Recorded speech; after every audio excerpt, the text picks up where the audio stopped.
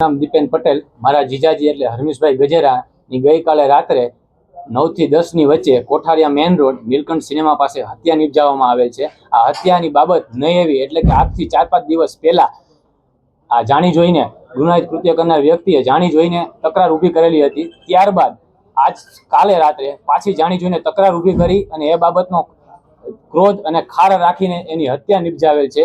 તો મારી પોલીસ સમક્ષ અને સરકાર સમક્ષ એટલી જ માગણી છે કે અમને ન્યાય મળે, મારા સમાજને ન્યાય મળે, અમને એક સ્પેશિયલ પીપીની રચના કરવામાં આવે, અમારો કેસ ફાસ્ટ ટ્રેક કોર્ટમાં ચલાવવામાં આવે, જે વિના વિલંબે ચલાવવામાં આવે અને આજે અમારી સાથે થયું છે એવું કાલે કોઈ બીજા સાથે ન થાય એવી મારી વિનંતી છે। અને પોલીસ એમને તાત્કાલિક ધોરણે પકડી એમની સાથે સખતમાં સખત કાર્યવાહી કરવામાં આવે એવી મારી માંગણી છે। અને આજે આપણે રાજકોટ એટલે કે આપણું રાજકોટ જે રંગીલું રાજકોટ છે એ રંગીલું રાજકોટ નહીં પરંતુ રંગાયેલું રાજકોટ થતું જઈ રહ્યું છે।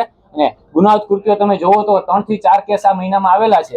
તો હું પોલીસ સમક્ષ એટલી જ માંગણી કરું છું કે આજે અમારી સાથે થયું છે એવું કાંઈ કોઈ બીજા સાથે ન થાય અને બીજાઓને અમે જે ગુમાવ્યું છે એ ગુમાવવું ન પડે એવું કડકમાં કડક કાર્યવાહી કરવામાં આવે। આ વ્યક્તિઓ પર આ લુખ્ખા તત્વો ખુલ્લેઆમ રખડી રહ્યા છે તો પોલીસ એને પકડીને એને કાયદાનું ભાન કરાવે અને એને આપણું સરકાર સમક્ષ હાજર કરી અને કાયદેસરની કાર્યવાહી કરી સખતમાં સખત કાર્યવાહી કરવામાં આવે અને અમારો કેસ વિના વિલંબે ચલાવવામાં આવે એવી મારી સરકાર સમક્ષ અને આપ ભાઈઓ સૌ મીડિયા સમક્ષ।